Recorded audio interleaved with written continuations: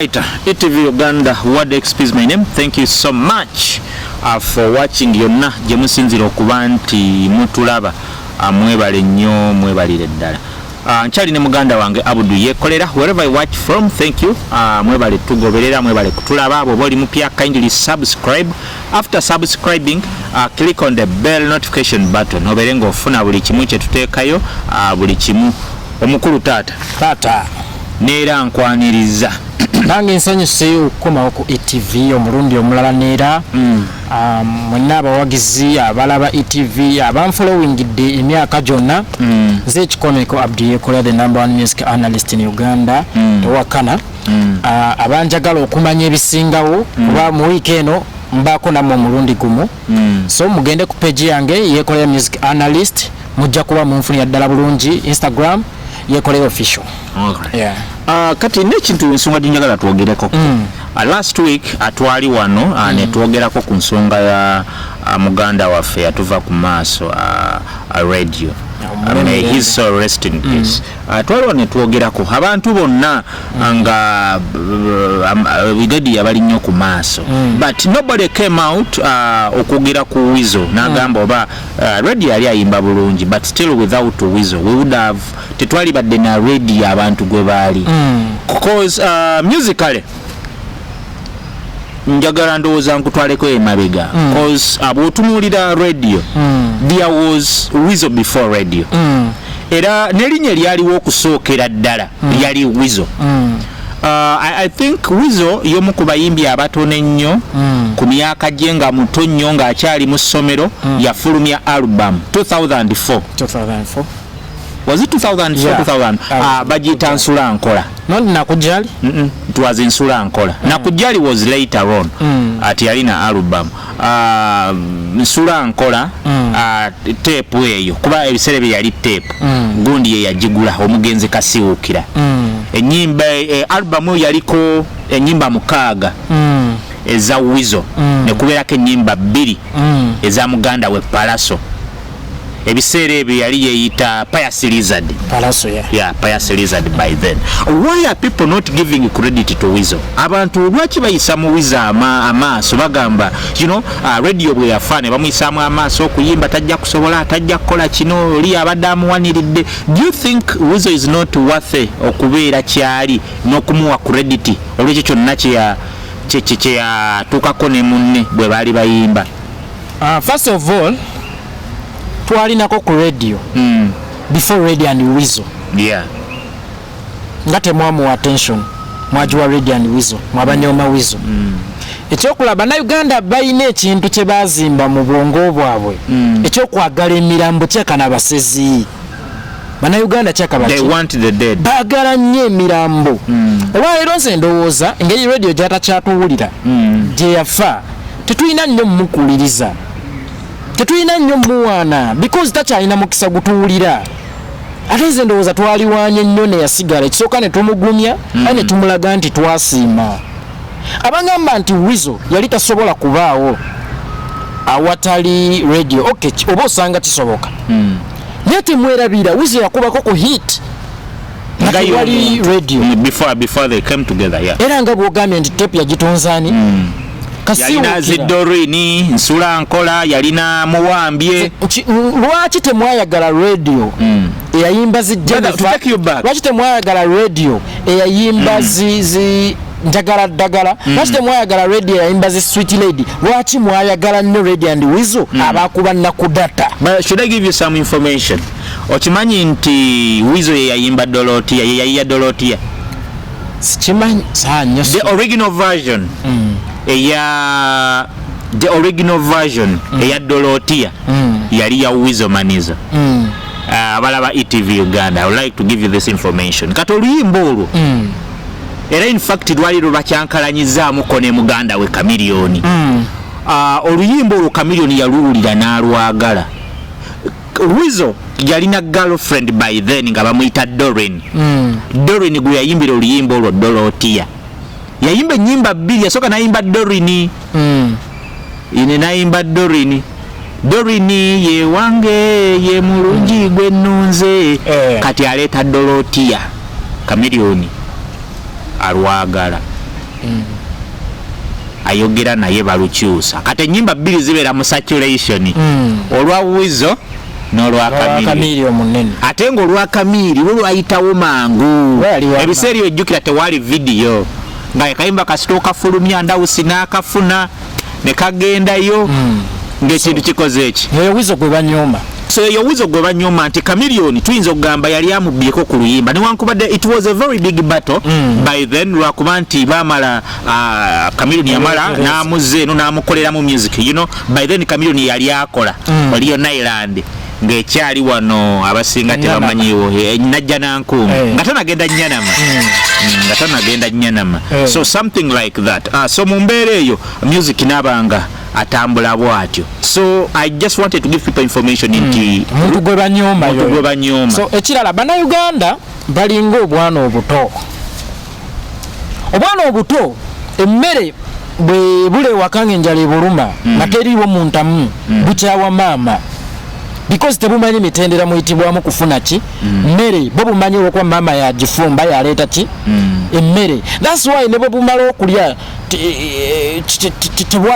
tebulowooza nnyo ku bataata abagigula ne bagikola ki ne bagireeta because bo bugirabira ku tebo nga maama yagikoze ki yagirese kakati bo bano bannayuganda abasiru ambayita abasiru ababalowooza batyo bo music olwokuba bamuwulira ku radio tebamanyi ayitawo okufuuka oluyimba tebamanyi Weasel kikyateeka mu luyimba tebamanyi nti ojja kwesanga n'aka akabawoomera radio kawanvu nopima nga Weasel yeyakakola ki nga yeyakawandiika osegeera so Weasel ekirala alinga akatungulu mumba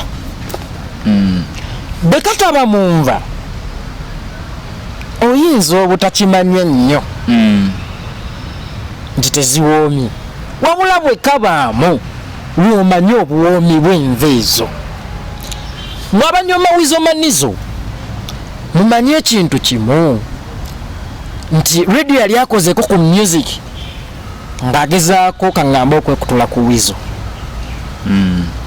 naye mukwano nkwagala oluyimba olwo lulungi musicale nilwalagawa ojja kwesanga ne muneera okutambula yakwata essajja n'akiteeka mu video ate ekirala kkiriza oba gaana Weasel yali asinga radio erinnya many people may not believe that naye awo kukyerinnyawo because I don't know tuyinza ogeregeranya ku collaborations endala duos ezibadde zibeerawo twalinawo abantu abasinga bamanyi nti abayimba eddoboozi essenenkerevu mu gurupu be babeera abaakabi ennyo I will take you to Benon and Vampos omuntu bw'atunuulira oluyimba nsazeewo yenze gwe nnonze mu bangi alaba nga Benon ayimba chorus yonna yekka Vampino n'ajjamu katono nnyo so they may not take omuntu ono bano betuyita abalwagamafini wabayimba amaloboozi amanene okubeera abayimbi I don't know why nebeerabira nti Jamaica etusinga amaanyi naye ataagale maloboozi ge galiyo the same thing with I think njagala kuteeka ku bantu abazze bayimba Weasel kyayimba nja kutwalako muganda waffe yeeyubula neyeezuula Mr. Mosh nyinza okugamba nti yasooka ku maloboozi ago wane e Uganda okuba nti osobola okuyimba n'omuntu nojja anyway sijagamba kale collabos si collabos remix kuba Steve Ginn yamukozesa nnyo ku remixes yasookera 2001 yakola remix ya ono omusajja eyaliwo ebiseera ebyo neyazinanga break dance Michael Rose bangoni ne bajja ne bamukozesa nga buli muyimbi yenna ba Blue 3 kugamba nga bayiye engeri Mosh yali talina nnyo kyayimba kiri awo naye ng'ate bw'omuteeka mu luyimba luyitawo ye Weasel manizo kati gwe genda abanyoma Weasel genda wuliza oluyimba amaaso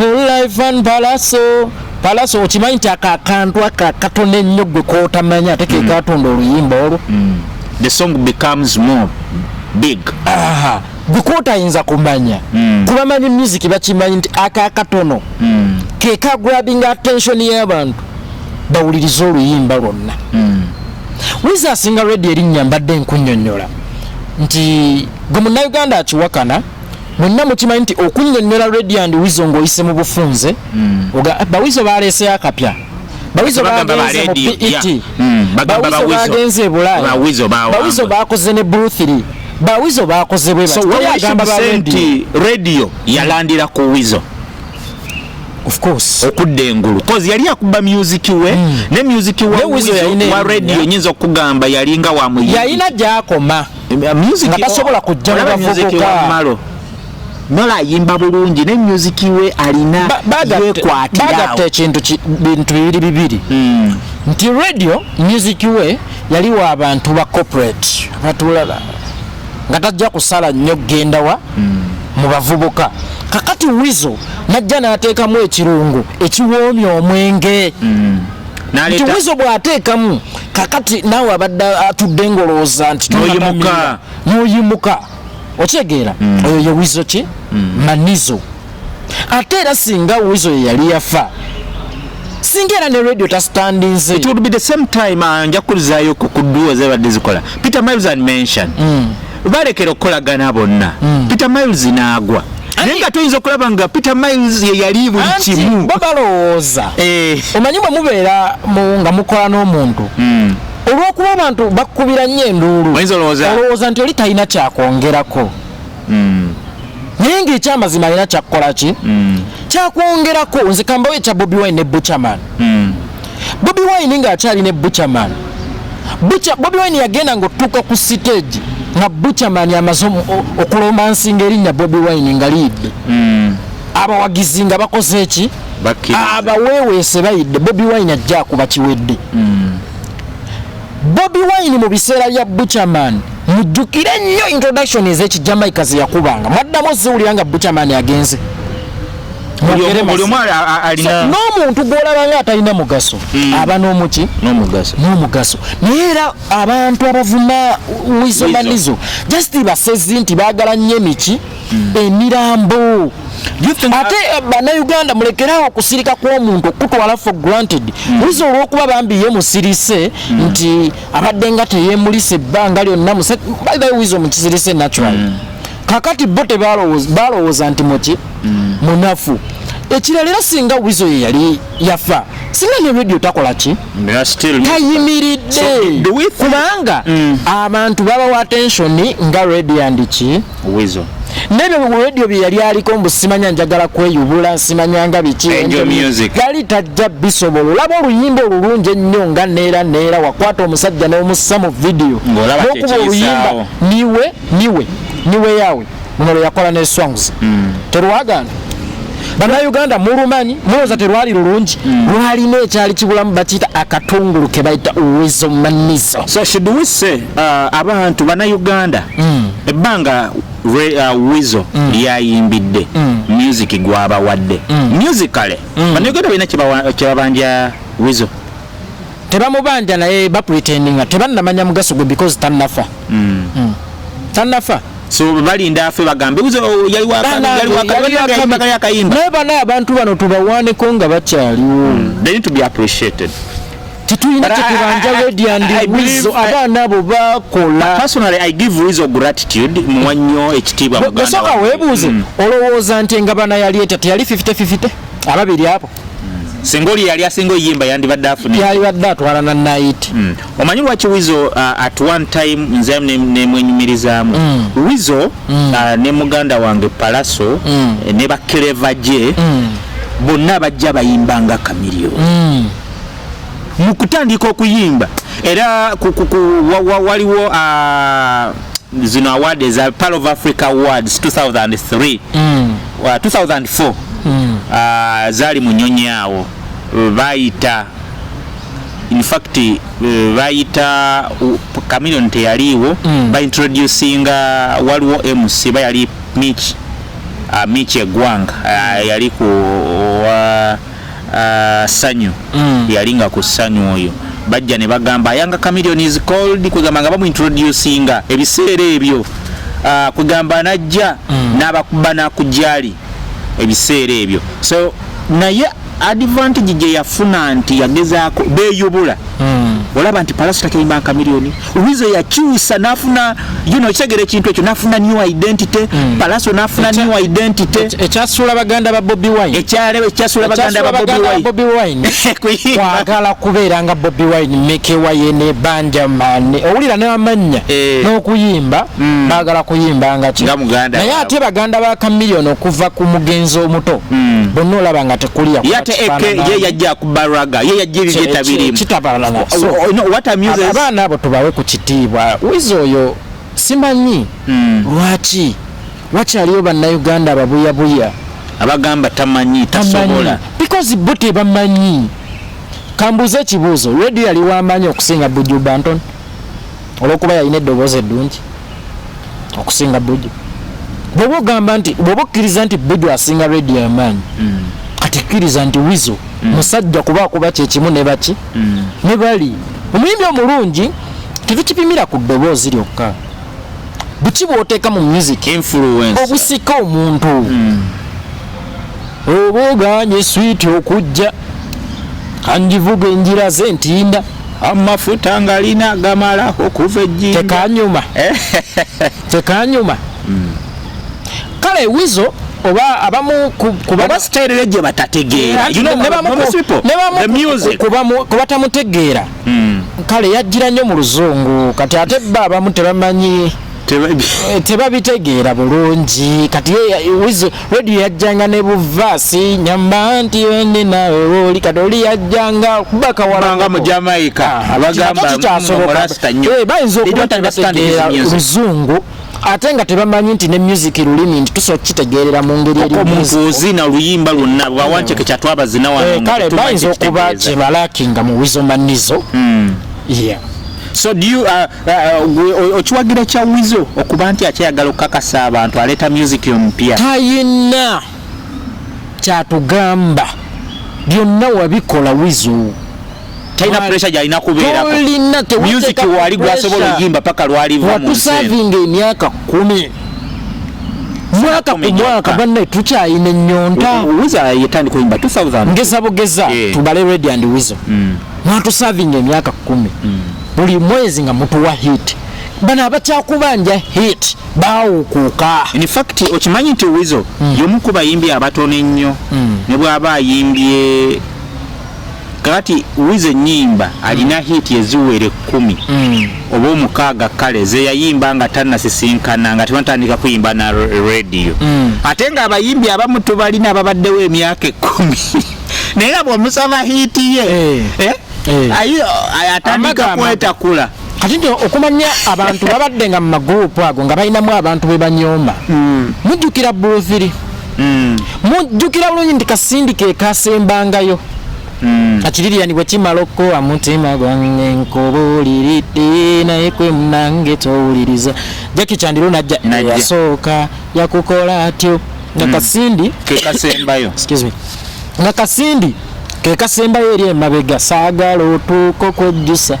ne bakagoba n'okukagoba olwaliraani aliwo ku bbo bali basanguka dda buli muntu omubanga mutandise mwenna buli muntu era mumwegatta olw'okuba buli mwalina kyagatta ku munne naye gwe olw'okuba olinamu okunyooma akanyoomonyomo n'okumanyira olowooza nti ono talina kyatwongerako ate bwe mwawukana ne weesanga gwe ate alina kyamwongerako era ojja kwesanga Radio ne Weasel oba osanga singa baayawukana ngoyinza okwesanga Radio Weasel yaliramidde gyalamidde ono naagwa kubanga omuntu ono gwe banyooma ebiseera ebisinga aba ne pressure eyokukakasa nti nali nsobola kati ate gwe oba mu comfort zone kuba oba okimanyi nti osinga wakabi bakusudia nti okola ki osobola ebyo byasula bajjaki ne bagenda ne banywa enjaga ono mukyala wa radio ali eyo simanya yafumbirwa Rwanda omuziki gwagaana okyegeera so akanyomonyoma ako ak'Abannayuganda bakakomye kyamulekerawo okwagala ennyo abantu abaafa abantu bano abakyali abalamu be baba batuwulira mu basiime nga bakyali balamu baddemu amaanyi bagambe nti ensi yange nagiweereza bw'okitaba ekyo genda onoonye oluyimba lwa radio si bino zino ze yaleka mu studio zemugamba nti zemwayagaza sympathy okitegeera genda ojja gendera ogambe olina kulimba lwa radio and Weasel Sabaza radio kale bwaba yali wamaanyi nnyo Sabaza radio yeka Sabaza radio naye oli ku nnyimba z'omusajja kokwanira bakazi bo kokola ki kyokka ate omuyamba tasobola radio yagamba muli nte.